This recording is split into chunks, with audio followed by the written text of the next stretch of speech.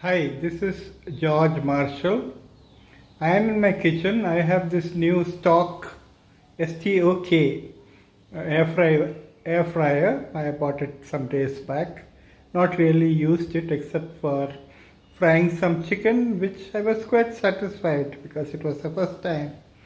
Just by the side, you have this milky mm, instant pot, and then we have the microwave, the mixie, and here is where I am going to try out my experiment.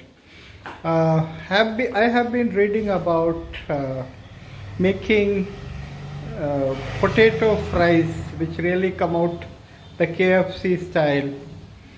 Uh, so here I am going to do something quite different, which I have not seen in any of the YouTube videos. So what I did was basically I would have wanted the potatoes to be cut longitudinally, like the fries that you get in the market. But unfortunately, the person who works in my house and I was not available, she has cut it into small wedges, which somehow I don't like. But then I have no option. So this is how it has been cut into small pieces. So I wonder how my French fries are going to come out.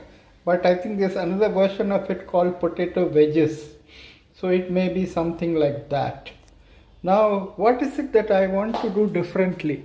I have kept this in salt water for maybe 1 hour or so.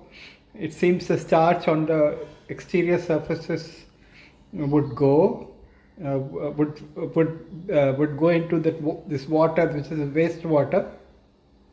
So I removed it. Now what I want to do is put it in the microwave and cook it on the normal temperature setting, which is I think 800 watts in my microwave, Samsung microwave. I want to see it getting cooked in the microwave for 3 minutes if it is possible. I will just put it for 2 minutes, see how it is, and then I will cook it for 3 minutes. Why do I want to put it in the microwave? Because in the microwave the food cooks from inside, right? It is not like a stove top where you just put the gas down and the food really again gets fried up like perhaps the air fryer outside, exterior. But I want the potatoes to be cooked inside. Maybe it will become too soft. I do not know. My experiment is going to fail or not. After which, I don't think I need to put this into the air fryer for what they say 10 minutes, etc. Maybe within 5 minutes it should brown, but I have to see that happen. So this is the initial part of my cooking. So I will meet you shortly after I am able to get things ready. So into my microwave I have put the potatoes that were washed, as you have seen earlier. And before I put it into the microwave, I put I think half a teaspoon of, you can see the smoke coming out. This is after 2 minutes. Okay, half a teaspoon of chili powder, and put a little bit of turmeric, which I really like, and then I put a little bit of salt. Now, people outside this country of India, you may think why we put so much of chili powder and turmeric, but this is how we like our chips.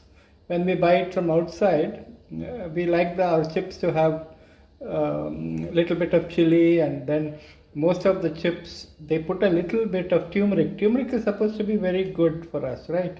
So I told you that I shall be microwaving for 3 minutes. I have just done it for 2 minutes. Now I shall put it for 1 more minute. I will close. I will not show you this in the video, but I am going to pause my. You can see the microwave is on 37. So 1 minute. That is 2 minutes are over. Now 1 more minute I have put. After this, I should transfer it into the air fryer and see whether my chips is really worth eating. Is it too soft, or can I get it crispy as it should?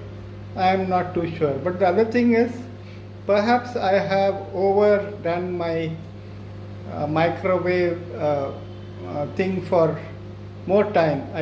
I put at 800 watts, I have put it for 3 minutes now. So perhaps if it is over, so perhaps it should have been less time, then it would be crisp. I do not know, I am experimenting. The potatoes, after I have microwaved for 3 minutes, are now getting cooled, and already I think it must be about 10 to 15 minutes now. The reason why I am cooling is, this is according to me, I am not too sure whether people will agree with me. The food that is cooked in the microwave, because microwave boils the food or heats the food through its molecules. So when you take it out of the microwave, I think it will be soft. So once you allow the potato to cool down, it is going to be hard, which is exactly what I want. So I am doing that. As I told you, this is purely an experiment. Now, unlike other video channels, I am not going to show you how I open the air fryer, how I put what do you call these potato wedges into the air fryer. I'm not interested in all that. I just want to show you my experiment. So I will definitely pause the video and then continue again, because there's nobody to do this video for me. I'm doing it all alone. So what I want to tell is again another thing which I feel I am right. Somebody can correct me later. I don't need to preheat my air fryer. My feeling is, if I have a wet kind of say chicken or something which is coated with batter, or it is quite dry but it is still very wet, then what do you call, preheating will make sense. Now this potato is quite dry, so why not make use of those 3 minutes which is required for the preheating time.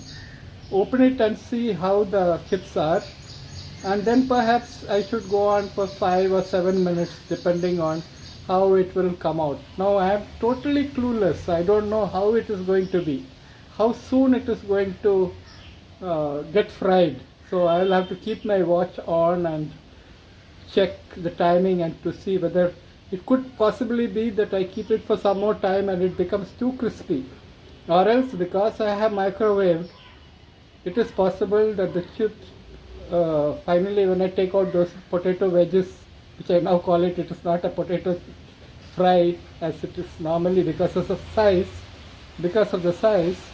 I do hope that it is neither too soft. So we will see once the video is over and once my frying is over. So I am going back to putting the potato fry into the air fryer, and this time there is no preheating. The potato wedges are going to go in. I will keep it for 3 minutes. I'll open, have a look at how they are, and then continue heating. As I told you, if it was a sticky dough, coating whatever it is, maybe vegetable, maybe meat, then I think preheating makes some sense. To me, it doesn't make any sense that I preheat the fryer, because why to waste my electricity? It is so precious. So let me go ahead and do it. I have gone back to my kitchen and I have now put the potatoes into the air fryer tray, as it is called. You see that it looks almost reddish. That is because of my red chilies, salt, and a little bit of turmeric. That's all that I put. Now, before it has gone to the air fryer and the apparatus is switched on, I would just like to make my personal comment here that I have a feeling that 3 minutes of microwaving this potato was a little too much, because now even after its rest of say 10 to 15 minutes, the potatoes look as if it is a little overcooked. I think I should not have done it. So The next time I experiment, I should put the microwave at 800 watts only for 2 minutes. Then I think it would be a little more uncooked, and that would be the right thing before it goes to the air fryer and it starts to work.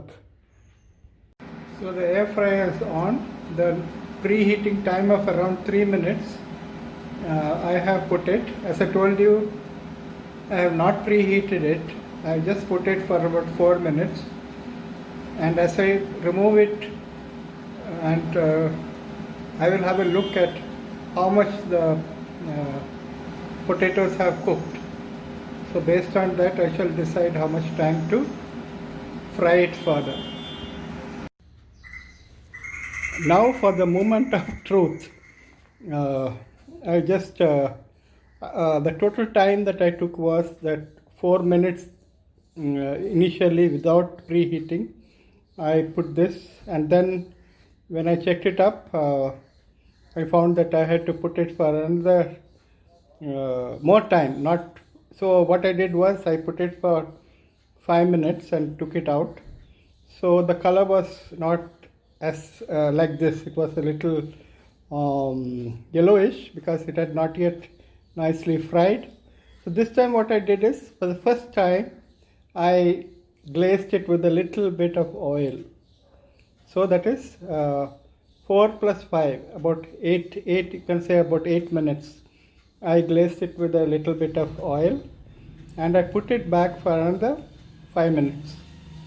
Now all this time it was at 180 degrees centigrade. You'll have to calculate the Fahrenheit, or else I'll put it down below in the link. It was 180 degrees centigrade. Now in the last 5 minutes, I put it to 200 degrees. And this is the result of it. Now I have tasted 1 or 2 of these pieces. What I find is it tastes good.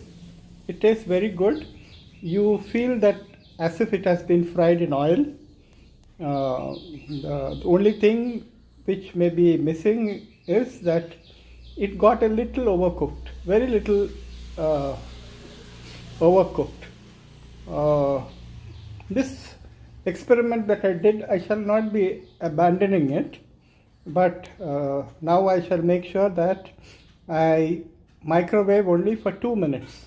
Now let me tell you an important thing.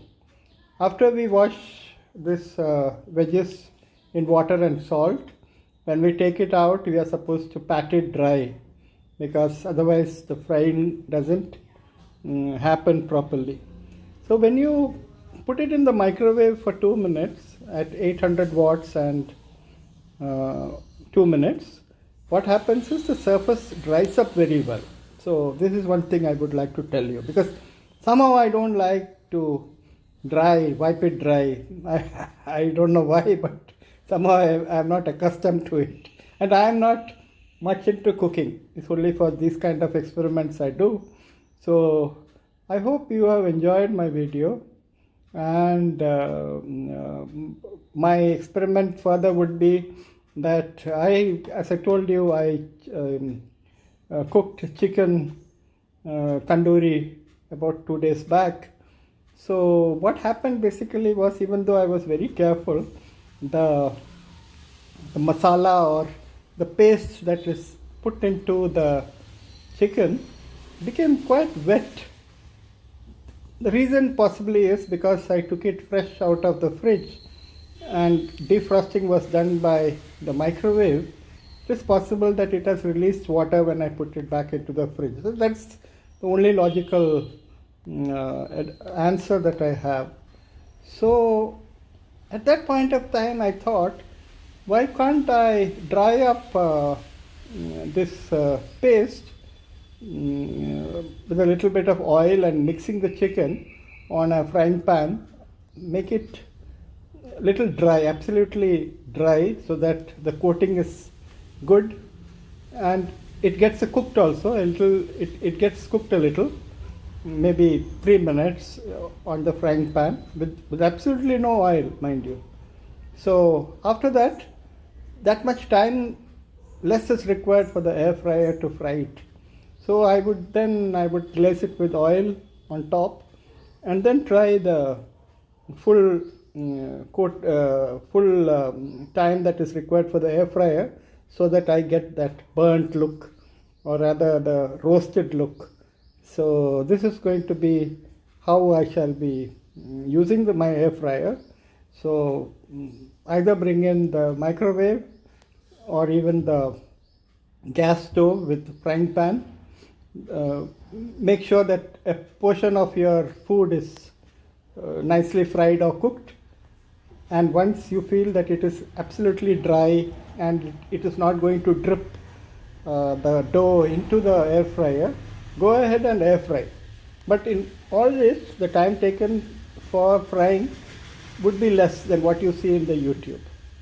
So this is George Marshall signing off. I hope my experiment was useful to you, and many of you who have this feeling of experimenting could perhaps go a step further and tell me what you have done with your air fryer. Bye, take care, and God bless.